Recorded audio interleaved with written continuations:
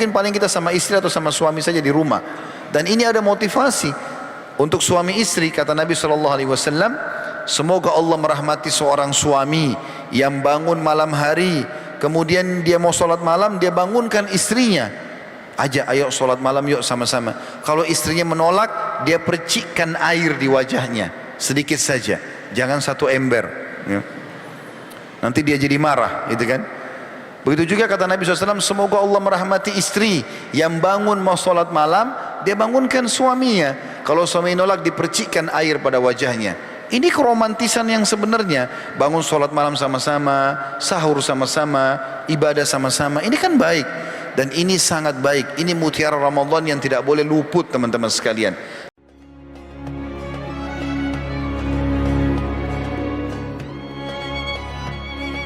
Assalamualaikum warahmatullahi wabarakatuh. Alhamdulillah, kalimat mulia, kalimat suci yang selalu terucapkan juga dari hati yang bersih, lisan yang suci, memuji Sang Pencipta Allah. Kalimat Alhamdulillah adalah kalimat rahasia yang menghubungkan hamba dengan Tuhannya Allah. Dan Allah telah menjadikan dengan kemahamurahannya kalimat ini penyebab utama segala kebutuhan kita di roda kehidupan di muka bumi ini akan dipenuhi olehnya. Sebagaimana kekal ditilawakan oleh orang-orang beriman dalam Al-Quran, A'udzu billahi minasyaitonir rajim, la in syakartum la azidannakum wa la in kafartum inna 'adzabi lasyadid.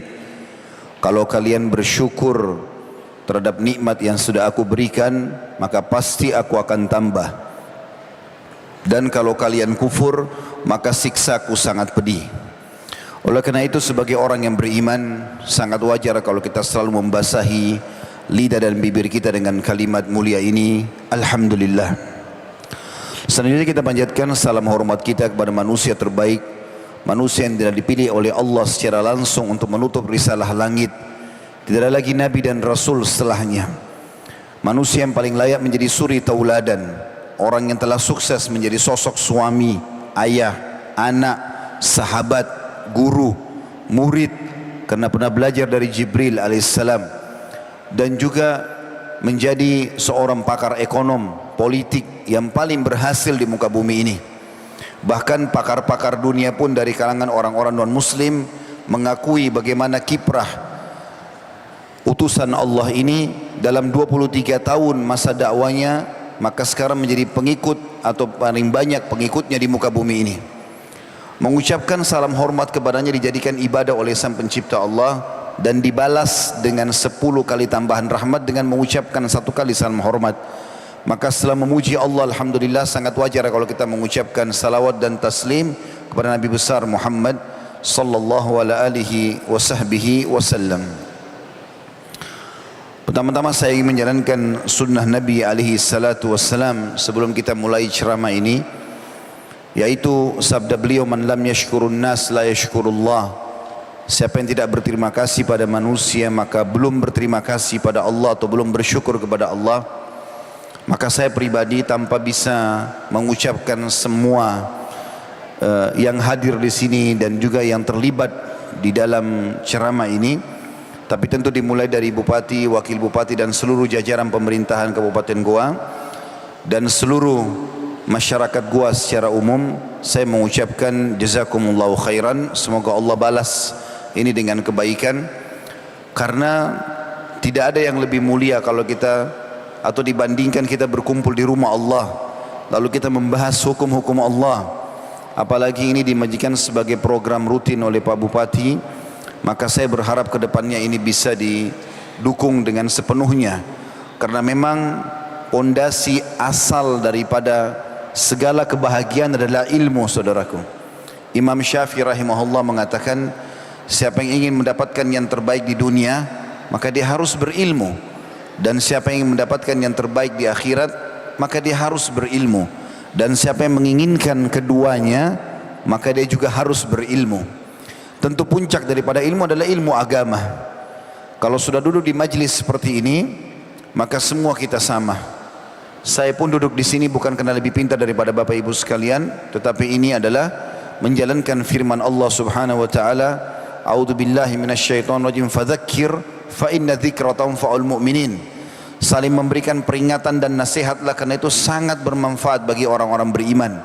Dan juga sabda Nabi sallallahu alaihi wasallam, ad-dinun nasihah. Agama ini semua isinya nasihat. Dan ilmu ini tidak akan pernah rugi bagi orang yang duduk untuk mendengarkannya.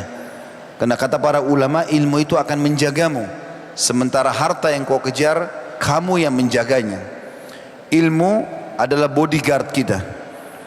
Dimanapun kita jalan, apapun yang sedang kita lakukan, maka selalu ilmu itu mengawasi. Ini boleh, ini tidak boleh. Lakukanlah ini, jangan lakukan itu. Maka ilmu itu sesuatu yang sangat mahal. Oleh karena itu kita duduk di sini teman-teman sekalian, kita ingin saling menasihati, dan bukan berarti satu sama yang lain lebih dari yang lainnya, tetapi memang menjalankan apa yang kita harapkan yang Allah dan Rasulnya telah perintahkan. Saya akan membahas pada kesempatan ini, saudaraku seiman, judul Mutiara Ramadan. Mungkin teman-teman bertanya, kenapa Ustadz harus menyinggung Ramadan lagi? Padahal sudah lewat kurang lebih 17 hari. Hari ini kita berada di 17 Syawal. Maka saya mengatakan teman-teman sekalian, jawabannya sederhana. Para sahabat ridwanullahi alaihim dan para ulama-ulama salaf terdahulu, mereka itu kalau selesai Ramadan berdoa selama 11 bulan. 5 bulan setengah itu mereka berdoa agar seluruh amal mereka yang mereka telah kerjakan selama Ramadan diterima oleh Allah. Dan 5,5 bulan ke depan mereka berdoa agar Allah sampaikan mereka di Ramadan akan datang. Tidak ada namanya dalam kehidupan ulama-ulama kita terdahulu Ramadan berlalu maka berlalulah sebuah masa ibadah. Tapi mereka justru menghubungkan antara satu Ramadan dengan Ramadan yang akan datang. Mereka jadikan Ramadan ini sebagai momentum yang telah Allah memang inginkan kita jadikan sebagai momentum itu. Surah Al-Baqarah yang sering kali kita dengar ayat 185-nya di bulan Ramadan kemarin, akhir ayat ini menjadi momentum yang saya katakan tadi. Allah berfirman, a'udzu billahi minasyaitonir rajim, ya ayyuhalladzina amanu kutiba alaikumus siyamu kama kutiba alal ladzina min qablikum. Akhir ayat Allah mengatakan la'allakum tattaqun. Terjemahannya sekaligus mungkin terjemahan ini saya gunakan untuk menjelaskan sehingga bukan terjemahan letter-let, yang artinya hai orang-orang beriman, telah dibuatkan untuk kalian program-program dalam rangka ibadah pendekatan diri kepada Allah sebagaimana telah dibuatkan untuk orang-orang sebelum kalian di bulan Ramadan itu, agar kalian mencapai tingkat ketakwaan. Allah tidak menjadikan Ramadan teman-teman sekalian hanya untuk diramaikan saja, untuk testimoni, untuk seremoni, sebagaimana sebagian orang melakukan itu, sehingga mereka tidak mengambil pelajaran. Sebenarnya Ramadan adalah bulan pelatihan untuk meningkatkan skill spiritual kita. Itu yang Allah katakan di akhir ayat tadi, la'allakum tattaqun, agar kalian mencapai tingkat ketakwaan.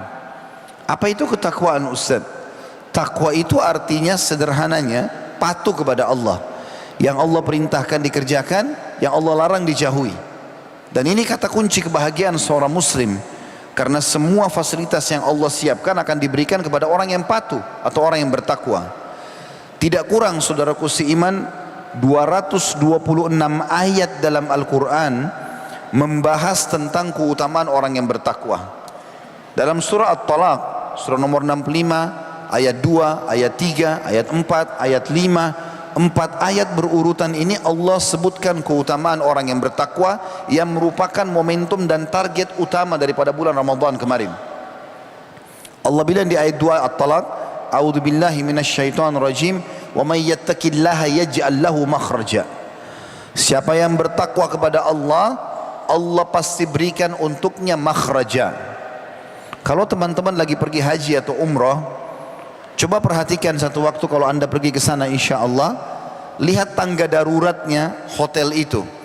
akan ada tulisan mim, kha, ra, jim. Bacanya makhraj. Apa maksudnya? Biasa ditulis dalam bahasa Inggris exit atau jalan keluar. Tujuannya adalah ini jalan keluar pada saat lagi dalam keadaan genting, menyelamatkan diri. Listrik lagi mati, terjadi kebakaran, gempa segala macam, maka orang bisa melarikan diri melalui tangga darurat itu. Maka bahasa Arab ini punya makna. Allah bilang siapa yang bertakwa kepada Allah, Allah akan berikan kepadanya makhraja, jalan keluar dari masalah dia. Cukupkah sampai situ? Jawabannya belum. Ayat 3 Allah mengatakan wa yarzuqhu min haitsu la yahtasib, dan Allah akan berikan kepada dia rezeki dari tempat yang dia tidak sangka-sangka. Apa itu rezeki? Bukan cuma uang, bukan cuma jabatan. Rezeki itu semua yang dibutuhkan atau yang kita butuhkan untuk roda kehidupan di muka bumi ini, termasuk cahaya yang sekarang kita bisa nikmati. Karena ada cahaya matahari, maka mata kita menangkap dan memantulkan kembali sehingga kita bisa melihat. Suara yang bisa didengar oleh kuping, kemudian lidah kita bisa berfungsi mengecap, bibir mengucap, tangan menjamah, kaki melangkah, dan segala macam hal yang kita bisa rasakan sebagai fasilitas, itu namanya rezeki. Allah berikan rezeki dari tempat tidak disangka-sangka. Di ayat 4-nya Allah mengatakan wa may yattaqillaha yaj'al min amrihi yusra. Siapa yang bertakwa kepada Allah, Allah akan jadikan makhrajanya tadi di ayat kedua. Di ayat 4 Allah mengatakan yusra, dimudahkan. Kata sebagian ulama, andai saja Allah subhanahu wa ta'ala, saudaraku seiman, hanya mengatakan makhraja saja di ayat 2 tadi, jalan keluar, maka bisa saja orang harus operasi dulu baru sembuh, atau orang harus utang dulu baru kemudian punya modal usaha. Tetapi di ayat 4-nya ini Allah pastikan, Allah jadikan makhraja di ayat kedua itu yusra di ayat keempat, dimudahkan. Bisa saja tanpa operasi sembuh, tanpa pinjam uang bisa punya modal atau bisa berusaha, dan seterusnya. Dan di ayat 5-nya Allah mengatakan wa may yattaqillaha yukaffir anhu sayyiatihi wa yu'zim lahu ajra. Dan siapa yang bertakwa kepada Allah, Allah akan maafkan semua kesalahannya dan Allah akan lipat gandakan balasannya.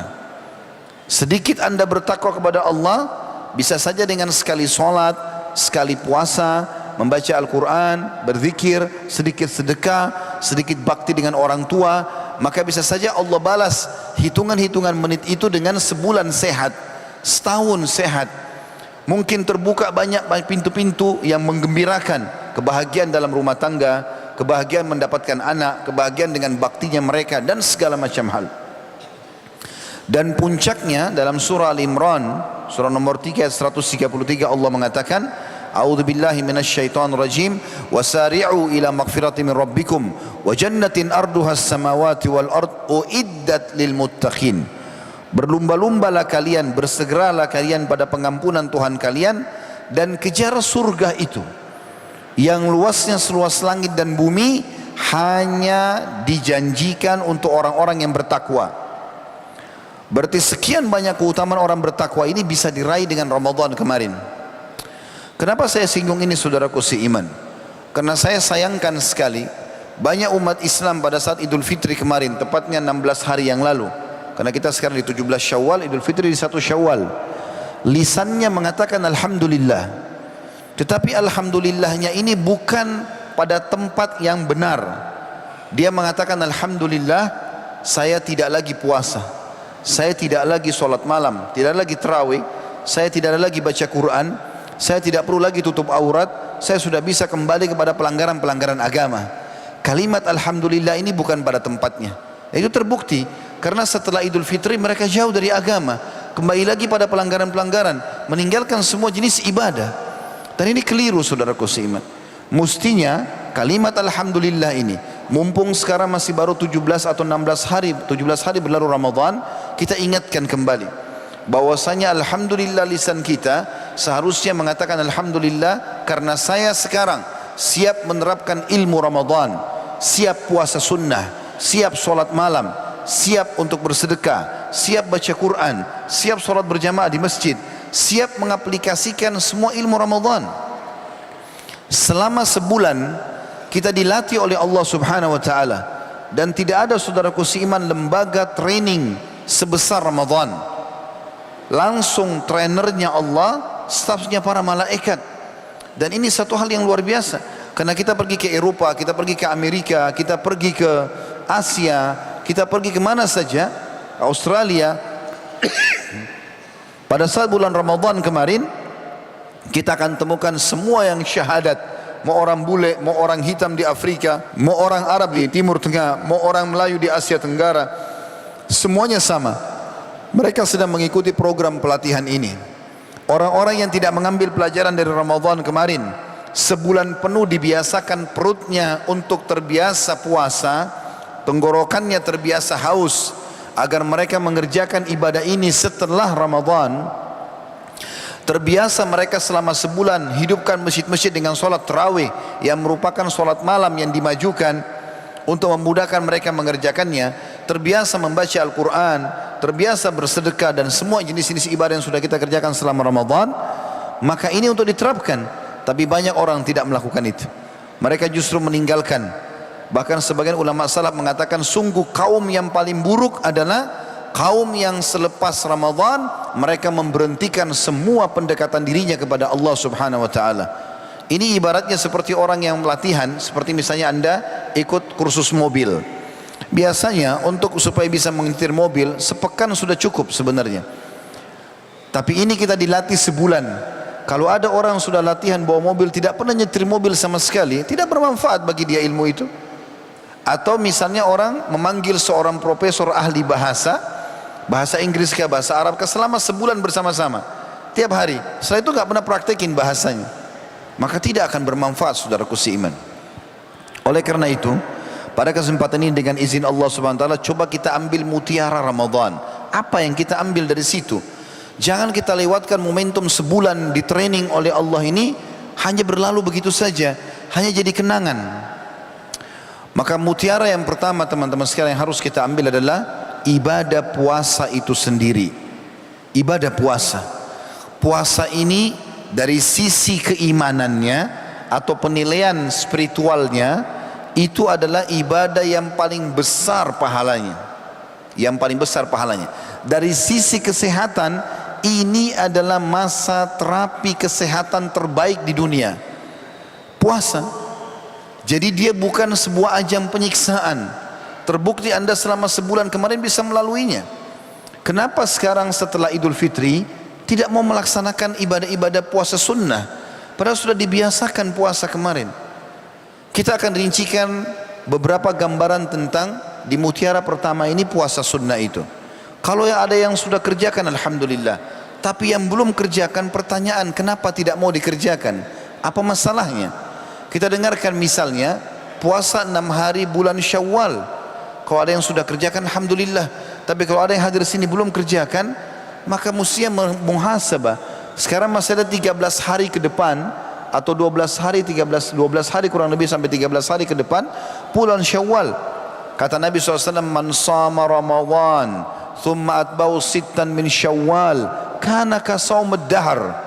Siapa yang berpuasa Ramadan sebulan penuh lalu dia ikuti 6 hari, tolong digarisbawahi kalimat saya ini, 6 hari saja, kalimat sajanya 6 hari saja dari bulan Syawal, pahalanya balasannya sama dengan puasa setahun penuh. Kita bayangkan teman-teman sekalian, andai saja kita berpuasa non-stop 365 hari, bayangkan rumitnya dan susahnya kita puasa setiap hari selama setahun. Tapi Allah dengan kemahamurahannya akan memberikan kita pahala setahun hanya dengan puasa Ramadan kemarin. Lalu Allah mudahkan, ikuti 6 hari saja dari bulan Syawal. Andai saja Allah bilang siapa yang puasa Ramadan sebulan penuh lalu Syawal sebulan penuh, dia akan mendapatkan pahala setahun, tetap saja kita akan kejar. Karena hanya dengan 2 bulan puasa kita akan mendapatkan pahala 12 bulan. Tapi ini tidak, sebulan Ramadan 6 hari saja. Dan 6 hari ini saudaraku seiman bisa dicicil. Bisa hari ini sehari, bisa 2 hari lagi, 3 hari lagi, minggu depan, bisa dicicil. Bahkan bisa kita gabungkan dengan puasa Senin Kamis kita. Maka ini mestinya dikerjakan. Rasionalnya begini, mungkin teman-teman sekarang ini semua dari jajaran perkantoran faham masalah itu. Biasanya kalau didatangkan contoh, mohon maaf, masalah uang bisa lebih mudah difahami. Saya kasih contoh misal, andai saja atasan Anda mengatakan, siapa saja staf di kantor ini bekerja full on time selama Januari sebulan penuh, lalu dia lembur 6 hari dari bulan Februari, saya kasih gaji setahun.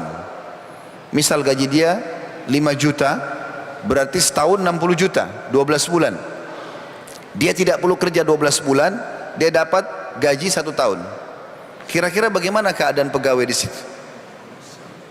Pasti mereka akan berlumba-lumba lembur kalau perlu, karena hanya Januari, 1 minggu Februari, gajinya 1 tahun. Bisa difahami ya? Biasanya kalau duit cepat difahami itu. Tapi ini contoh saja. Maksudnya adalah ternyata hanya dengan 6 hari saja ditambah bulan Syawal, pahalanya setahun. Dan ini kita butuhkan teman-teman sekalian. Andai saja demi Allah orang-orang yang sudah ada di kuburan-kuburan yang ada di sekitar kita hidup dan diberikan pilihan, mereka berharap bukan lagi kembali ke rumahnya yang mewah, mobilnya yang mewah, atau bergabung dengan keluarganya. Kalau mereka bisa hidup teman-teman sekalian, demi Allah mereka akan minta, mungkin sujud sekali baru mati, mungkin senyum dengan muslim, mungkin baca 1 ayat Al-Quran, mungkin puasa sehari, karena mereka butuh dengan amal dan mereka sudah tahu nilainya. Umar bin Abdul Aziz rahimahullah, salah satu ulama yang masyhur dan seorang khalifah yang masyhur dengan kesolehannya, dia mengatakan setelah mengantar jenazah, dia bilang kepada orang-orang yang mengantar jenazah, apakah kalian tahu penghuni kuburan ini berbicara apa denganku? Maksudnya dia mau cuma memberikan nasihat. Tentu penghuni kuburan tidak bisa kita dengarkan bicaranya, tapi dia ingin memberikan nasihat kepada masyarakatnya pada saat itu. Mereka mengatakan, tidak wahai Amir Mukminin, kami tidak tahu wahai pemimpin orang-orang beriman, karena waktu itu Umar bin Abdul Aziz jadi khalifah, jadi raja. Maka dia mengatakan, mereka berkata, wahai Umar, bergembiralah kamu, karena Allah masih memberikan kau waktu-waktu untuk kau gunakan beribadah, sementara kami di sini sudah terputus kesempatan kami untuk beribadah. Apakah kalian tahu apa lagi yang mereka ceritakan tentang keadaan mereka di kuburan? Kata orang-orang di sekitarnya, tidak wahai Amir Mukminin. Kata Umar bin Abdul Aziz, mereka menceritakan bahwasanya mata-mata kami yang dulunya indah telah diambil dan dimakan oleh belatung. Urat-urat kami sudah putus, otot-otot kami dan seluruh isi tubuh kami, darahnya, sumsumnya semua sudah disedot oleh ulat-ulat kuburan, dan tertinggal tulang-tulang kami. Maka kami sudah tidak bisa berdaya dan tidak bisa melakukan apa-apa lagi. Kesempatan wahai Umar, perbanyaklah amalmu. Lalu Umar berkata lagi rahimahullah, apakah kalian tahu kuburan ini berbicara apa denganku? Maka mereka mengatakan, tidak wahai Amir Mu'minin. Kata Umar bin Abdul Aziz rahimahullah, mereka berkata, wahai Umar, apakah kau tahu apa yang aku lakukan dengan kulit-kulit manusia yang dulunya mulus, rambut-rambut mereka, tulang-tulang mereka, mata-mata mereka yang indah? Maka aku mengatakan, aku tidak tahu. Maka tanah itu atau kuburan itu mengatakan, aku sudah menghancurkannya dan aku sudah menghilangkan semua ketampanan dan kecantikannya. Saudaraku seiman, orang-orang yang sudah mati berharap bisa kembali beramal sekali saja. Allah kasih kita kesempatan, kenapa enggak mau beramal? Dan Ramadan kemarin adalah pelatihan supaya kita 11 bulan ke depan jauh lebih baik. Ramadan akan datang lebih baik lagi, ya, untuk 11 bulan ke depannya, terus sampai kita meninggal bertemu dengan Allah dengan tentu pahala yang sempurna atau kedekatan diri kepada Allah yang sempurna. Puasa yang kedua, puasa Senin dan Kamis. Ini coba dirutinkan teman-teman sekalian. Dan ada satu kata kunci rahasia dalam ibadah, yaitu dipaksakan. Kalau teman-teman tidak paksakan, tidak bisa kita lakukan. Karena syaitan yang merupakan musuh kita berusaha agar buku amal kita kosong. Maka setiap kali ada kesempatan kita mau ibadah, selalu syaitan berusaha menggoda kita untuk meninggalkannya. Kalau tidak bisa, minimal menerlambatkannya. Kata Ibnu Qayyim rahimahullah, syaitan atau iblis akan berusaha menjauhkan seorang hamba atau seorang mukmin dari ibadahnya. Kalau dia mau puasa misalnya, jangan puasa, nggak usah, waktu masih panjang. Atau mau sholat malam, nggak usahlah, malam masih panjang, disuruh tinggalkan. Kalau tetap orang mukmin itu memaksakan diri, syaitan nggak bisa buat apa-apa, tapi dia minimal akan mengurangi kadar pahalanya. misal menerlambatkan dari sholat berjamaah, misal menerlambatkan dari sholat malam, misal menunda-nunda puasa-puasa sunnah dan seterusnya. Maka ini upaya syaitan. Ingat, buku amal kita setiap hari butuh catatan amal untuk memberatkan timbangan amal kita pada hari kiamat. Dan semua kan kita lihat, Allah berfirman, a'udzubillahi minasyaitonir rajim, wa may ya'mal mithqala dzarratin khairan yarah wa may ya'mal mithqala dzarratin syarran yarah. Siapa yang berbuat seperti biji sawi dari kitab kebaikan, dia akan lihat dan akan dapat balasannya. Dan siapa yang berbuat sedikit atau seperti biji sawi dari keburukan, dia akan melihatnya. Saudaraku seiman, setampan apapun anda, ya, sekuat apapun fisik kita, setinggi apapun jabatan kita, ini akan berakhir semuanya. Terlalu banyak orang sebelum kita yang sudah menjadi raja, menjadi pemimpin, menjadi bawahan, jadi orang kaya, jadi orang miskin, jadi orang cantik dan gagah, menjadi orang jelek. Banyak, dan mereka sudah meninggal dunia dan kita menyusul. Kita hanya akan menunggu waktu kita saja. Hati-hati dalam masalah ini. Maka berbanyak amal, dan kalau kita bukan kita yang melakukannya, maka tidak akan terjadi itu.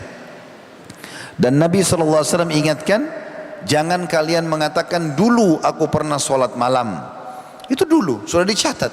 Saya dulu waktu masih gadis sama bujang selalu sholat malam. Itu dulu. Sekarang itu dulu sudah dicatat di buku amal. Nggak ada yang terluput, semua akan dicatat. Puasa yang kedua tadi saya bilang Senin dan Kamis. Kita punya 7 hari teman-teman dalam sepekan.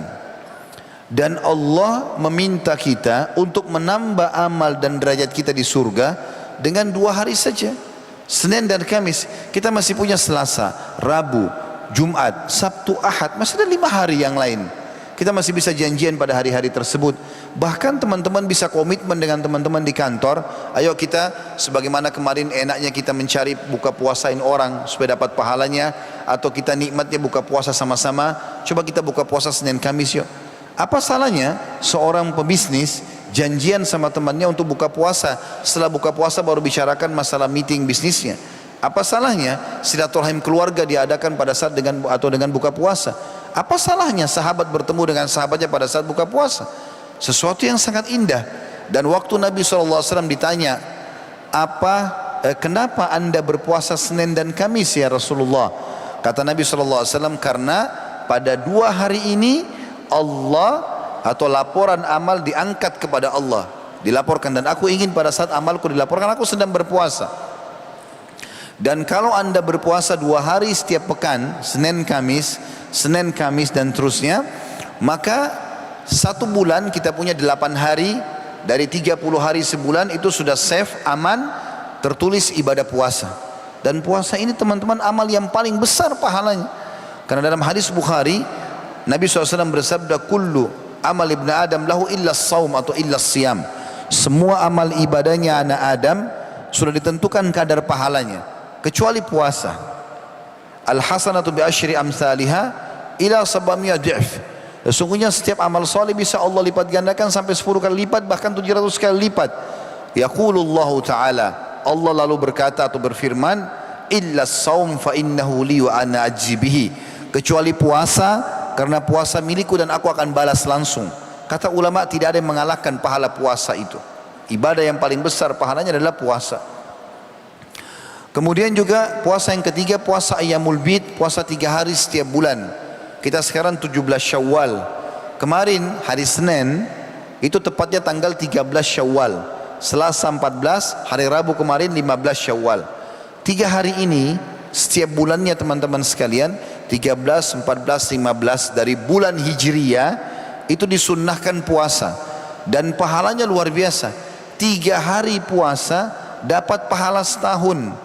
Di dalam hadis Bukhari kata Nabi SAW, puasa setiap 3 hari setiap bulannya diberikan balasan pahala setahun. Maka ini pahala yang sangat besar. Dan Nabi SAW mengingatkan kepada Abi Dzar radhiyallahu anhu, sahabat Nabi yang mulia, kalau kau puasa 3 hari setiap bulan hai Abi Dzar, jadikan puasamu di tanggal 13, 14 dan 15. Jadi kalau teman-teman tidak sempat, kata ulama boleh diganti tanggal berapa saja dari bulan Hijriah. Ya, misalnya 7, 8, 9, 21, 22, 23, boleh diganti hari lain. Dan ini juga termasuk puasa yang dianjurkan untuk dijaga. Bagi teman-teman yang belum tahu, saya ingin berbagi tentang pengobatan nabawiyah. pengobatan ala Nabi. Nabi SAW mengatakan kesembuhan itu ada pada 3, pasti sembuh di 3 hal. Yang pertama, mengkonsumsi madu. Asal madunya asli dan baik, insya Allah tidak ada penipuan, maka ini sangat bagus. Sampai pernah ada sahabat Nabi datang, kakaknya sakit perut, dia mengatakan, ya Rasulullah, kakak saya sakit perut. Kata Nabi, berikan dia madu. Lalu kemudian orang itu pulang, dia kasih madu kakaknya, dia kembali lagi mengatakan, ya Rasulullah, kakak saya belum sembuh. Kata Nabi SAW, Allah pasti benar dan perut kakakmu yang bohong. Artinya sabar, konsumsi kau pasti akan sembuh. Allah turunkan surah nomor 16 surah An-Nahl menyebutkan tentang keutamaan madu dan juga lebah itu sendiri. Yang kedua kata Nabi, sayapan ya, bekam mengeluarkan darah kotor. Bagi yang sudah biasa bekam bagus, kalau yang tidak pernah lakukan ini. Dan ini sunnahnya berbekam ini, teman-teman bisa ketik di Google keutamaan bekam, baca artikelnya. Titik-titik bekam, nanti diperlihatkan ada titik-titiknya. Ada beberapa titik di pundak kita, di kepala kita, di kaki untuk mengeluarkan darah kotor, di bekam. Kalau tidak tahu bisa tanya kepada imam-imam masjid kita, para ustaz-ustaz kita, mereka pasti tahu. Atau mungkin di kota kita ini pasti akan ada itu. Ini sunnahnya berbekam ini teman-teman sekalian, paling baik tanggal 17. Ya kayak hari ini ya, 17 dari bulan-bulan Hijriah. Karena kata Nabi SAW, berbekamlah kalian di tanggal 17 atau 19 atau 21. Jadi hari ini 17 Syawal, hari ini paling bagus untuk bekam. Kemudian tanggal 19 lusa atau tanggal 21 dari bulan Hijriah. Nah kata ulama, hubungannya dengan puasa 3 hari setiap bulan, siapa yang berpuasa di hari Ayyamul Bidnya 13, 14, 15, lalu dia berbekam di tanggal 17-nya, maka sempurnalah pahala dan kesehatannya. Karena di tengah-tengah bulan itu darah mulai mau naik. Kalau orang berpuasa, dia mengurangi makanan dan minumannya, maka darahnya tidak naik. Di akhir bulan sering darah orang naik. Itu penelitian Ibnu Qayyim rahimahullah dan ulama-ulama yang membahas masalah medis dalam pandangan Islam. Jadi kalau teman-teman sering emosional di akhir bulan, bukan karena belum terima gaji ya, tetapi memang darah kita lagi naik. Itu bisa diredam dengan puasa 3 hari setiap bulan di pertengahan bulan, dan dibekam di tanggal 17 atau 19 atau 21-nya tadi. Dan Nabi SAW mengatakan, dan pengobatan yang ketiga adalah kai atau menggunakan besi panas yang dikagetkan di tempat luka. Tapi Nabi bilang, cuma saya melarang umatku menggunakan kai. Riwayat lain, jadikan kai sebagai pengobatan terakhir kalian. Tapi di sini masalah bekam sangat berhubungan dengan masalah puasa 3 hari setiap bulan tadi. Jadi kita sudah jelaskan puasa 6 hari Syawal, puasa Senin Kamis, puasa 3 hari setiap bulan. Kita jelaskan juga adalah puasa yang keempat, puasa 9 hari atau puasa 9 hari atau tanggal 9 dari bulan Zulhijjah. Ya, kalau sekarang bulan Syawal, bulan depan Zulqa'dah, bulan depannya Zulhijjah. Tanggal 9-nya itu ada puasa hari Arafah. Dan Nabi SAW mengatakan tentang puasa hari Arafah, tepatnya 1 hari sebelum Idul Adha. Nah, kalau teman-teman tidak pergi haji, maka sunnahnya puasa tanggal 9. Supaya tidak lupa, kalau anda belum punya tanggal hijriah di rumah, maka pastikan kalau hari ini atau besok Idul Adha, maka berarti hari ini hari puasanya, 1 hari sebelum Idul Adha. Idul Adha itu 10 Zulhijjah. Kita sunnah puasa 9 Zulhijjah. Nabi SAW dalam hadis Bukhari ditanya, apa manfaatnya puasa 1 hari itu? Maka beliau mengatakan, yukaffiru sanatal madhiyah wal baqiyah. Puasa hari Arafah bisa membersihkan dosa-dosa 365 hari yang lalu dan 365 hari ke depan. 730 hari dosa kita dimaafkan setahun yang lalu dan setahun akan datang, hanya dengan puasa sehari. Ini lingkarin baik-baik ini, dilingkarin di tanggal-tanggal hijriah kita supaya kita memahami ada puasa yang ditekankan, itu hanya 1 hari, tanggal 9 Zulhijjah. Ini jenis puasa yang keempat. Jenis puasa yang kelima, setelah kita jelaskan 6 hari bulan Syawal, puasa Senin Kamis, Ayyamul Bid 3 hari setiap bulan, dan juga puasa tanggal 9 bulan Zulhijjah. Yang kelima adalah puasa tanggal 9 dan 10 dari bulan Muharram. Bulan Muharram bulan pertama dalam Islam. Dan ini sunnahnya kita puasa tanggal 9 dan tanggal 10-nya. Dasar hukumnya adalah riwayat Bukhari. Pernah ada beberapa orang sahabat yang datang kepada baginda Nabi SAW, dan beliau berkata, ya Rasulullah, hari ini tanggal 10 Muharram, hari Ashura bahasa Arabnya. Ashura diambil dari kata-kata asyara yang berarti tanggal 10. Orang-orang Yahudi puasa ya Rasulullah. Kata Nabi SAW, tanya kenapa mereka puasa? Maka jawaban orang-orang Yahudi, al-yawma anjallahu Musa min Fir'aun fanasumu syukran lillah. Hari ini adalah hari di mana Allah selamatkan Musa dari kejaran Fir'aun, maka kami bersyukur kepada Allah. Oleh karena itu kami puasa. Maka kata Nabi SAW, nahnu ahaqqu bi Musa minkum. Kami lebih berhak terhadap Musa daripada kalian. Fa'amara bisiyamih. Maka beliau SAW memerintahkan seluruh umatnya untuk puasa di hari 10 Muharram, dikenal dengan hari Ashura. Dan waktu ditanya, ya Rasulullah, apa keutamaannya? Dalam hadis Bukhari Muslim beliau mengatakan, bisa membersihkan dosa-dosa 365 hari yang lalu atau 1 tahun yang lalu. Puasa Arafah lebih besar keutamanya, setahun yang lalu dan setahun akan datang. Tapi ini juga punya keutamaan, setahun yang lalu bisa dibersihkan. Lalu kita disunnahkan untuk ikuti tanggal 9 agar tidak sama dengan orang-orang Yahudi. Karena sampai hari ini orang Yahudi di Israel masih puasa. Dan kata Nabi SAW dalam hadis riwayat Tirmidzi, lain bakitu ila qabil asuman natasi'. Kalau saya masih hidup tahun depan, saya akan mengikuti 10 sama 9. Jadi Tasu'a 9, Ashura adalah 10. Ini sunnah Nabi SAW. Puasa sunnah yang terakhir yang keenam adalah puasa Daud namanya. Sehari puasa, sehari enggak puasa. Tapi kalau Bapak Ibu mau terapkan puasa Daud, maka berarti puasa-puasa sunnah yang lain sudah gugur hukumnya kecuali bertepatan. Misal, Bapak Ibu mulai puasa Daud niatnya hari Senin, Selasa enggak puasa, hari Rabu puasa, hari Kamis sudah enggak puasa lagi. Jadi kalau Bapak Ibu puasa hari Kamis berarti membatalkan niat Daudnya. Karena Daud itu syaratnya kata Nabi SAW adalah puasa sehari, berbuka puasa sehari. Dan ini puasa yang paling afdal, ini yang paling besar pahalanya. Kenapa dikatakan paling afdal?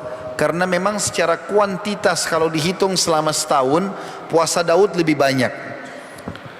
Jadi puasa-puasa sunnah itu kalau digabungkan sama dibandingkan puasa Daud, bedanya sekitar 1 bulan kalau dalam 1 tahun. Dan ini termasuk adalah ibadah yang dianjurkan. Ini mutiara yang pertama, yaitu kita berpuasa teman-teman sekalian. Saya coba hitungkan secara hitung-hitungan.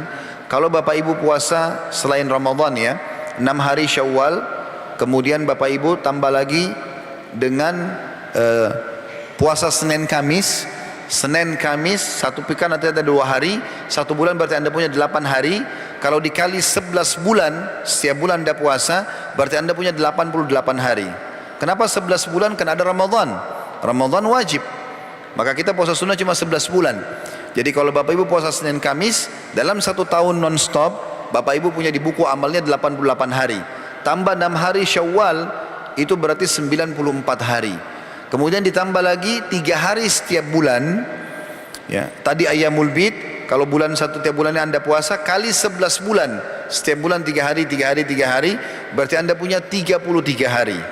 Kalau ditambah dengan 96 tadi, maka itu bisa menjadi jumlahnya 99 sekitar 129 ya hari. Dan ada puasa tadi hari Arafah 1, dan ada juga puasa 9 dan 10 Muharram tambah 3 berarti 120 atau 132. Dan ada juga sunnahnya, insya Allah nanti sebentar di khutbah Jumat saya akan menyinggung masalah itu tentang keutamaan bulan Zulhijjah. Sunnahnya puasa tanggal 9 atau 9 hari berturut-turut di awal bulan Zulhijjah. Kurang lebih jumlahnya sekitar 130 hari sekian.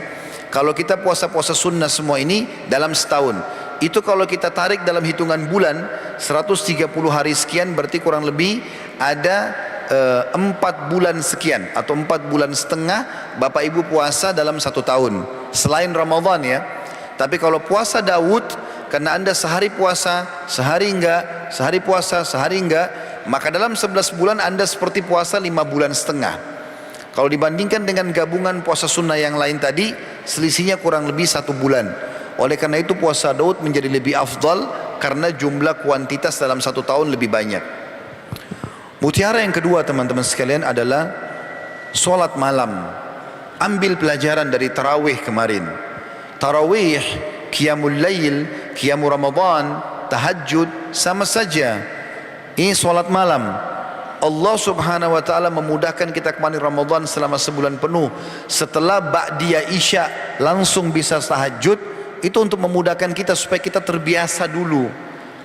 Dikatakan tarawih artinya santai, karena kita bisa kerjakan habis ba'diyah. Tapi tujuannya agar kita terbiasa solat malam. Dan kata Nabi SAW, afdalus solati ba'dal maktubah solatul qiyam. Solat yang paling afdal setelah solat 5 waktu adalah solat malam, gitu kan? Kalau anda mengatakan, kan Ustadz Ramadan kemarin itu kita kerjakan setelah ba'diyah isya, makanya belum mengantuk. Tapi kalau setelah Ramadan kan kita sunnahnya kerjakan di sepertiga malam. Sepertiga malam itu berarti kita tidur dulu. Sepertiga malam itu cara hitungnya begini teman-teman. Dari maghrib, misalnya maghrib jam 6, subuh misalnya jam 5, berarti ada 11 jam. Dibagi 3, dibagi 3 11 jam itu. Jadi kurang lebih 3 jam, 3 jam setengah. Kalau subuh jam 5, berarti setengah 2 malam itu sudah masuk sepertiga malam. Yang Allah subhanahu wa ta'ala berfirman, atau Nabi SAW bersabda, ya, kalau tertinggal sepertiga malam Allah turun ke langit bumi, lalu bertanya kepada para malaikat, adakah hamba-hambaku yang memohon saya berikan, adakah yang punya hajat saya penuhi, adakah yang bertaubat atau meminta maaf saya maafkan. Sepertiga malam itu adalah 3 jam setengah sebelum subuh. Nah ini kalau selain Ramadan dianjurkan kita kerjakan solat malam di sepertiga malam ini. Mungkin anda mengatakan, Ustaz tadi bilang tarawih kita dilatih selama sebulan untuk solat malam. Kita kan mudah kerjakan karena setelah ba'diyah isya langsung bisa solat malam. Malamnya kita bisa tidur. Maka saya menjawab dengan ini teman-teman sekalian, bahwasanya Allah juga sudah mudahkan anda selama sebulan untuk bangun makan sahur. Dan umumnya kalau kita tanya muslimin, dan anda di sini tentu bisa jawaban juga atau punya jawaban dalam diri anda sendiri. Kalau anda ditanya kira-kira bangun sahur berapa jam sebelum subuh, umumnya orang mengatakan sejam, sejam setengah sebelum subuh. Kalau ibu-ibu mungkin karena masak 2 jam sebelum subuh. Maka ini sepertiga malam. Selama sebulan penuh bapak ibu dibiasakan oleh Allah bangun di sepertiga malam. Maka kenapa kita sekarang nggak bangun di waktu-waktu ini? Kenapa kita tidak bermunajat pada Tuhan kita? Teman-teman, saya kasih rasional. Kalau anda punya hajat di dunia ini dengan seorang yang punya jabatan misalnya, anda ingin hajat anda dipenuhi, maka anda harus datang kepadanya. Datanglah ke kantor saya, silakan jam sekian. Lalu kita datang ke kantornya, kita ajukan proposal kita atau permintaan kita. Bisa diterima, bisa enggak, ya. Dan itu pun kadang-kadang cuma satu hajat, kadang-kadang hanya untuk pembebasan tanah, utang dilunasi atau apa saja. Teman-teman sadar nggak sebenarnya kita ini di sepertiga malam itu, di waktu sholat malam yang kita sudah biasa sebulan kemarin dibangunkan oleh Allah untuk makan sahur, itu Allah sang pencipta datang ke rumah kita di bumi, datang ke tempat kita, lalu bertanya, ada yang punya hajat saya penuhi, ada yang punya minta pertolongan saya tolong, ada yang minta maaf saya maafkan. Dan itu terjadi setiap malam. Kenapa kita tidak lakukan itu teman-teman sekalian? Kadang-kadang banyak di antara umat Islam yang kita sayangkan, mereka menjadikan Tuhannya Allah subhanahu wa ta'ala yang dia yakini, kalimat la ilaha illallah, yang mereka sibuk membangun masjidnya, mereka sibuk menyiapkan Qur'annya, mereka segala macam hal, tapi tidak yakin tentang Allah. Mereka tidak yakin bahwasanya Allah bisa memberikan kepada mereka solusi. Terbukti kalau sakit, yang pertama dicari dokter. Kalau ada utang, yang pertama dicari siapa yang bisa lunasi. Dia nggak pernah berpikir untuk uduk, sholat, minta kepada Allah. Nanti Allah akan mudahkan, dokter itu penyebab kita sembuh, orang ini penyebab utang kita lunas. Kita selalu jadikan Allah nomor 30. Kalau sudah ke dokter ini tidak bisa, dokter itu tidak bisa, sudah 20-30 dokter, baru kita sholat malam, baru minta kepada Allah. Kalau dokter sudah vonis kamu nggak bisa sembuh lagi, baru umrah, baru sujud kepada Allah. Ini keliru. Allah ajarkan kita teman-teman, sebelum beraktivitas berdoa, sebelum keluar rumah berdoa, sebelum makan berdoa, sebelum tidur berdoa, sebelum biologis berdoa, sebelum aktivitas berdoa dulu sama Allah. Nanti Allah mudahkan urusan kita setelah itu. Jangan jadikan Allah nomor kesekian. Solat malam atau sepertiga malam ini waktu yang sangat mulia, hening suasananya. Kita juga lebih ikhlas dibandingkan di waktu-waktu lain. Karena memang kita umumnya mengerjakan sendirian, atau mungkin paling kita sama istri atau sama suami saja di rumah. Dan ini ada motivasi untuk suami istri. Kata Nabi SAW, semoga Allah merahmati seorang suami yang bangun malam hari, kemudian dia mau sholat malam, dia bangunkan istrinya. Ajak, ayo sholat malam yuk sama-sama. Kalau istrinya menolak, dia percikkan air di wajahnya sedikit saja, jangan satu ember ya. Nanti dia jadi marah, gitu kan. Begitu juga kata Nabi SAW, semoga Allah merahmati istri yang bangun mau sholat malam, dia bangunkan suaminya. Kalau suami nolak, dipercikkan air pada wajahnya. Ini keromantisan yang sebenarnya. Bangun sholat malam sama-sama, sahur sama-sama, ibadah sama-sama, ini kan baik. Dan ini sangat baik. Ini mutiara Ramadan yang tidak boleh luput, teman-teman sekalian. Sampai seorang istri khalifah itu pernah meninggal dunia. Selama hidupnya, istri khalifah ini ratu, itu selalu bersedekah. Tidak ada orang pergi haji kecuali dia bayarkan. Bangun masjid dia yang bangun, jihad dia yang biayai. Luar biasa sedekahnya. Sampai waktu dia masih hidup saja orang sudah bilang, orang ini masuk surga ini. Luar biasa. Semua peluang sedekah dia pasti ada. Subhanallah, salah satu yang dia sering bantu ponakannya sendiri. Ceritanya waktu dia meninggal, ponakannya ini mimpi. Lalu dia didatangi oleh tantenya yang meninggal ini. Ponakannya dalam mimpi, karena kita tahu dalam mimpi tidak bisa diatur pertanyaan, maka tiba-tiba terlintas dengan kuasa Allah. Dia mengatakan, wahai tante, bagaimana Allah membalas anda? Beritahukan kepada kami, gitu. Maka tantenya mengatakan, sesungguhnya seluruh amalku ya tidak diterima oleh Allah. Ditanya kenapa? Kata ponakannya, kenapa? Mana sedekahmu ya pada saat kau hajikan orang? Riya. Mana ya bangun masjidmu? Riya. Mana biaya untuk jihadmu? Riya. Lalu bagaimana keadaanmu? Allah maafkan saya. Dengan apa wahai tante? Dia bilang, dengan solat malamku yang aku kerjakan jauh dari riya. Jadi solat malam itu solat yang sangat terjaga, teman-teman sekalian. Maka kerjakan itu. Walaupun kita belum bisa dari awal malam, kita bisa sepertiga malam insya Allah bisa, atau setengah jam sebelum subuh kita bangun, dan ini kita jaga. Mutiara yang ketiga dan keempat saya ringkaskan, sampai yang kelima ini saya cuma ringkaskan saja. Yang ketiga adalah Al-Quran. Baca Al-Quran, teman-teman sekalian. Bagi yang sudah mendownload, alhamdulillah. Yang belum, saya sarankan anda masuk ke App Store kalau pakai iPhone. Kalau anda pakai Samsung di Android, masuk di Play Store, ketik saja Nakhtim, N-A-K-H-T-I-M, Nakhtim. Anda kalau pegang handphone sekarang silakan dibuka, coba masuk ke aplikasi, download aplikasi ini gratis. Itu gambarnya warna hijau, tulisannya bahasa Arab, Nun Kha Ta Mim, Nakhtim. Artinya Nakhtim itu adalah mengkhatam Al-Quran. Saya sudah lama mencari aplikasi. Bagaimana caranya setiap kali buka handphone selalu saja ya, bisa baca Quran. Maka saya temukan, subhanallah, program ini anak saya tidak sengaja kirim dari teman-temannya. Saya begitu buka sangat bagus. Program ini teman-teman anda bisa pilih 30 kurang lebih para hafid Quran. Kalau saya tidak salah imam-imam Masjid Haram atau imam-imam dunia. Kemudian anda bisa mulai dari awal ayat surah yang anda mau dari Al-Fatihah. Setiap kali kita tutup handphone, kalau kita buka, maka akan keluar ya, ayat terakhir yang kita baca. Maka setiap kali kita buka handphone sehari misalnya 30 kali, 40 kali, otomatis kita akan tersambung terus ayat dan kita bisa mengkhatam Al-Quran. Khatam Al-Quran, ini manfaatnya besar sekali. Kata Nabi SAW, Ikra'ul Quran fa'innahu ya'ti syafi'in li ahli yawmal qiyamah. Bacalah Al-Quran, karena sesungguhnya dia akan menjadi penolong bagi pembacanya pada hari kiamat. Dalam hadis yang lain kata Nabi SAW, sesungguhnya Quran dan puasa itu akan menjadi penolong bagi pembaca, bagi pelakunya pada hari kiamat. Al-Quran akan mengatakan, ya Allah, aku telah menahan dia solat malam, maka masukkan dia ke dalam surga karena aku. Dan puasa mengatakan dia telah menahan lapar dan haus karena aku, masukkan dia dalam surgaku atau dalam surgamu. Jadi ini mutiara yang ketiga, membaca Al-Quran, teman-teman. Baca Al-Quran dan usahakan anda membaca dengan tadabbur. Ya, minimal 10 ayat per hari.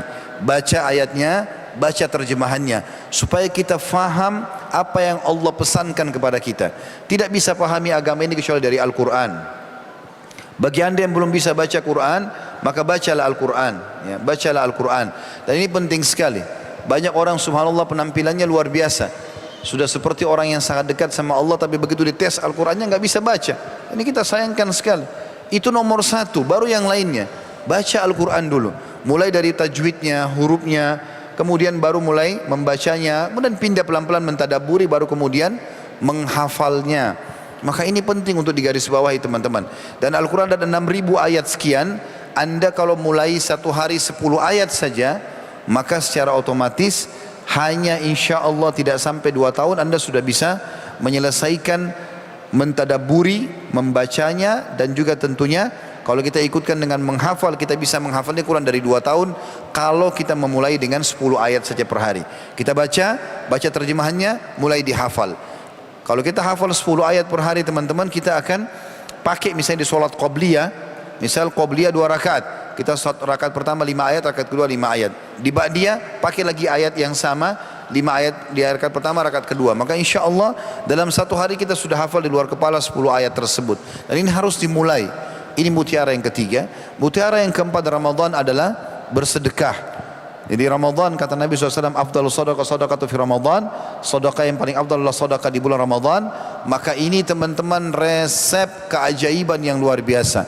Siapa yang mau sembuh dari penyakitnya, siapa yang mau mendapatkan keturunan yang belum punya keturunan, siapa yang ingin punya jabatan, siapa yang ingin baik hubungannya dengan manusia, dan apa saja hajatnya dipenuhi, kata kuncinya sedekah. Investasi yang terbaik adalah orang-orang miskin yang ada di sekitar masjid dan sekitar rumah kita, bukan tempat lain.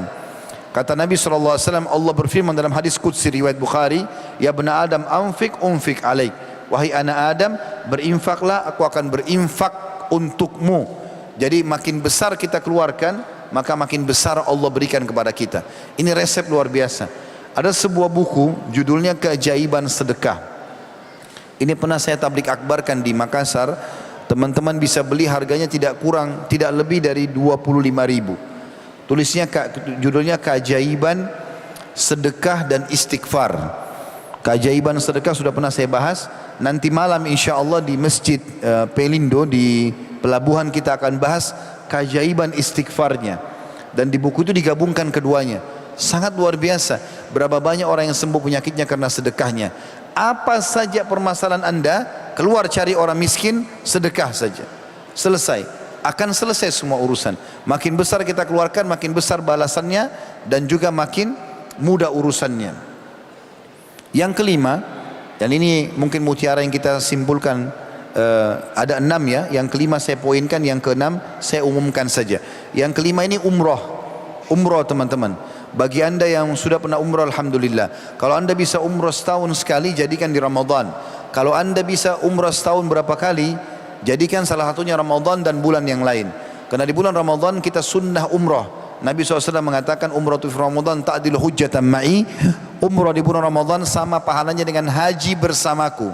Artinya ada motivasi untuk umrah.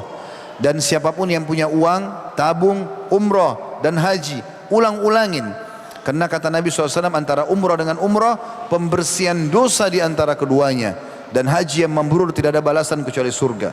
Dan ini sebuah ibadah yang sangat luar biasa. Cas iman anda. Ada rezeki kumpulin, pergi ke sana. Saya tahu beberapa orang di Makassar ini, di Sulawesi Selatan ini, Masya Allah, pernah ada salah satu tetangga saya, itu selama Ramadan 1 bulan sudah di sana sama istrinya, berdua. Padahal dia cuma guru SD saja. Uang ditabung, kemudian dia pergi ke sana, ibadah kepada Allah SWT. Kemarin saya umrah Ramadan, bimbing umrah, ada saya temui satu bapak sama ibu salaman sama saya. Kemudian sempat ngobrol sebentar, bertanya beberapa hal. Setelah itu dia cerita, dia bilang, alhamdulillah Ustaz, kami setiap tahun selalu di sini. Jadi cas iman kita.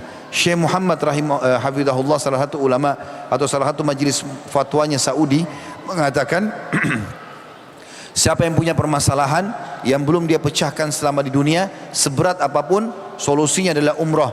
Pergi ke Baitillah, lalu sujud kepada Allah, minta. Saya kasih kisah di sini, ada sebuah kisah 1 menit saja insya Allah. Kisah ini adalah seorang pengusaha besar Mesir. Dia sakit keras. Dia saking kerasnya sampai dia stroke. tidak bisa sembuh. Dia coba berobat tidak bisa sembuh-sembuh. Subhanallah, dia bilang sama anaknya, ya, tiba-tiba terilham dalam hatinya dia ingin umrah.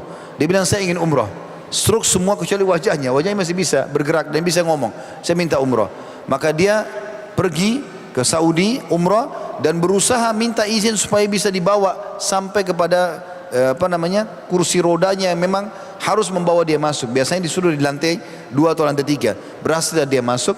Begitu dia tiba di depan Ka'bah, anak-anaknya menceritakan, dia bilang, ya Allah, aku telah tiba di depan rumahmu ini dan tidak ada lagi tempatku kembali kecuali kepadamu. Maka aku mohon kepadamu, kembalikan aku ke negaraku Mesir dalam kondisi aku sembuh atau aku meninggal saja, atau matikanlah aku di depan rumahmu ini. Maka anak-anaknya menyaksikan sendiri, kata mereka bapaknya itu dari duduk tadi, dari sakit tadi terbaring, itu kemudian berdiri lalu tawaf. Anak-anaknya ikutin dari belakang.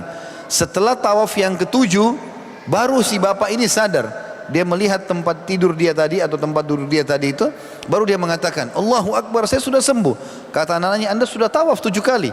Maka dia pun sambil menangis sujud depan Ka'bah sambil mengatakan, ya Allah, sesungguhnya aku mencintaimu. Dan banyak orang, ada yang buta matanya sembuh karena minum air zam-zam dan berdoa depan Ka'bah, banyak orang. Dan juga sabda Nabi SAW, umrah dan haji yang sering dikerjakan akan menghilangkan kesusahan hidup dan kemiskinan, menghilangkan kesusahan hidup dan kemiskinan, sebagaimana api menghilangkan karat dari besi. Dan yang terakhir teman-teman, mutiara Ramadan adalah semua jenis ibadah yang lainnya. Berzikir, sholat berjamaah di masjid. Ini kalau kita mau rincikan panjang sekali, tapi karena melihat waktu kita batasi tentunya. Di sini teman-teman sekalian, lakukan semua jenis ibadah itu. Dan ingat, kata penutup saya, ibadah itu punya kenikmatan sebagaimana dosa punya kenikmatan, tetapi keduanya nggak bisa disatukan. Selama Anda masih membuka pintu dosa dan Anda tidak membuka atau tidak mengerjakan ibadah, maka atau Anda tetap mengerjakan ibadah sementara dosa juga dibuka, dua-duanya tidak ada kenikmatannya. Salat tidak bisa khusyuk, baca Quran selalu mau buru-buru, ya.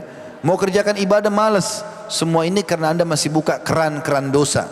Tidak ada opsi menjadi orang baik sekalian atau menjadi orang buruk sekalian. Tentu ini akan ke neraka, ini akan ke surga. Tapi kalau ada orang di tengah-tengah, nggak ada manfaat buat dia. Nantinya manfaatnya ini dia tidak akan maksimal mendapatkan. Misalnya dia mau sholat, mau khusyuk, tapi dia masih buka pintu dosa, nggak bisa khusyuk. Karena timbangan amal solehnya sama dosanya masih berimbang. Tapi kapan dia tutup keran dosanya, maka lalu dia kerjakan yang rutin saja, sholat 5 waktu, sholat qabliyah, sholat duha, baca Quran dan seterusnya, ini akan naik nanti. Dan dia akan rasa lebih khusyuk, lebih tenang, lebih segala macam. Pernah ada beberapa jemaah saya mengatakan waktu lagi bimbing umrah, mereka mengatakan, Ustaz, kenapa kalau di sini kami rasa dekat sekali sama Allah, ya, rasanya semangat mau ibadah, dan kalau meninggal mungkin sudah siap.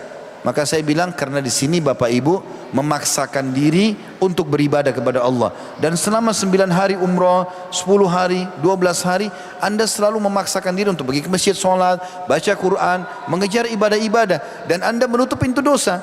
Karena di sini pun nonton TV aja tidak, masuk ke mall semua perempuannya pakai jilbab, musik pun tidak ada, maka Anda terjaga. Kalau ini Anda bisa terapkan di Indonesia, maka akan rasakan yang sama. Oleh karena itu teman-teman sekalian, mutiara Ramadan ini penting sekali untuk diambil pelajaran, dan semoga Allah SWT mudahkan kita untuk mengamalkan apa yang sudah Allah Subhanahu Wa Taala mudahkan untuk kita pelajari dan juga terapkan selama Ramadan kemarin. Baik, karena melihat waktu juga, maka kita batasi sampai di sini saja teman-teman sekalian. Mari kita hadirkan hati dan pikiran kita, karena ini hari Jumat dan sudah menjelang 9:30. Kita berdoa kepada Allah Subhanahu Wa Taala, karena di hari Jumat ada waktu mustajab. Yang kata Nabi SAW, hari Jumat adalah hari yang mulia. Tidak ada seorang muslim yang berdoa kecuali diijabah sama Allah. Walaupun ada 2 riwayat yang menjelaskan, yang satu adalah pada saat khatib di atas mimbar di khutbah kedua, dan yang mengatakan habis asar setelah terbenam matahari. Tapi ulama mengatakan itu adalah waktu-waktu yang lebih ditekankan. Tapi dari pagi sampai malam atau dari subuh sampai maghrib semuanya adalah waktu mustajab di hari Jumat. Maka kita hadirkan hati dan pikiran kita, kita berdoa kepada Allah SWT, semoga Allah menerima doa tersebut. Alhamdulillahirabbil alamin. Kami memujimu ya Allah sebagaimana layak Kau dipuji sebagai pencipta. Kami yakin Engkau lah satu-satunya pencipta, pemilik, penguasa, maha melihat, maha mendengar, maha mengetahui. Kami memujimu sampai engkau ridho dan menerima puji-pujian kami. Dan kami memujimu sejumlah makhlukmu. Dan juga sampai itu semua mendatangkan balasan darimu. Ya Allah, dan kami juga membacakan salawat dan salam hormat kami kepada utusanmu Nabi besar Muhammad sallallahu alaihi wasallam sebagaimana telah engkau perintahkan dan sebagaimana engkau dan malaikatmu mengucapkan salam kepadanya. Ya Allah, kami tidak berkumpul di rumahmu ini kecuali untuk mencari ridhamu. Maka terimalah ini sebagai salah satu dari ibadah-ibadah kami. Ya Allah, terimalah seluruh ibadah yang pernah kami kerjakan, yang sedang kami kerjakan, yang akan kami kerjakan sampai menjelang ajal datang nanti dengan pahala yang sempurna. Ya Allah, maafkanlah seluruh kesalahan kami tidak terkecuali, kecil ataupun besar, sengaja ataupun tidak sengaja, samar ataupun nyata. Bahkan kami mohon dengan kemahamurahan-Mu, gantilah itu semuanya menjadi pahala sebagaimana Engkau sebutkan dalam firman-Mu, ulaika alladzina yubaddilullahu sayyi'atihim hasanat. Mereka adalah orang-orang yang Allah ganti dosa-dosa mereka menjadi pahala. Ya Allah, gantilah seluruh dosa-dosa kami, kedua orang tua kami, seluruh kerabat kami, seluruh kenalan kami, bahkan muslimin dan muslimat, mukminin dan mukminat menjadi pahala yang sempurna. Ya Allah, ya Allah, sembuhkanlah seluruh orang-orang sakit di antara kami. Lunasilah utang orang-orang yang terlilit utang. Angkatlah semua kesedihan dan permasalahan yang sedang menimpa kaum muslimin dimanapun mereka berada. Dan juga ya Allah, mudahkanlah seluruh hidayah-Mu, rezeki-Mu Engkau berikan kepada kami. Jadikan perkumpulan kami ini perkumpulan yang penuh dengan berkah dan juga rahmat-Mu, dan perpisahan kami perpisahan yang membawa keberkahan dan juga rezeki yang luas. Ya Allah, kami mohon kepadamu agar Engkau menolong negeri kami ini untuk menjadi negara yang aman, tentram, damai. Seluruh umat Islam berada di bawah naungan ukhuwah Islamiyah, dan angkat perselisihan di antara mereka. Dan karuniai kami pemimpin-pemimpin muslim yang adil, yang kembali kepada Al-Quran dan Sunnah, dan juga menjadi contoh bagi negara-negara yang lain. Ya Allah, bukakanlah rezeki negeri kami ini, lunasilah utang-utangnya, berilah hidayah orang yang masih sesat, dan juga berilah kemudahan dan petunjuk agar orang-orang yang telah mendapatkan hidayah bisa menyebarluaskan agamamu. Ya Allah, kami mohon kepadamu agar Engkau menolong saudara kami di Palestina, di Syria, di Yaman, di Irak, di Myanmar, di Ahsa, dimanapun mereka berada sedang tertindas. Ya Allah, ikhlaskanlah niat mereka, terimalah para syuhada mereka, muliakanlah Islam di tangan mereka dan tangan kami semua, dan ikut sertakan kami bersama mereka di pahala, baik dengan doa, dengan harta, juga dengan jiwa kami. Dan ya Allah, kami mohon kepadamu, Rabbana atina fid dunya hasanah wa fil akhirati hasanatan wa qina adzabannar wa adkhilnal jannata ma'al abrar ya aziz ya ghafar ya rabbal alamin. Wa sallallahu nabiyana Muhammadin wa akhiru da'wana anil hamdulillahi rabbil alamin. Begitu saja teman-teman sekalian. Kalau ada benar dari Allah, kalau ada salah dari saya, mohon dimaafkan. Subhanakallahumma bihamdika asyhadu an la ilaha illa anta astaghfiruka wa atubu ilaik. Wassalamu alaikum warahmatullahi wabarakatuh.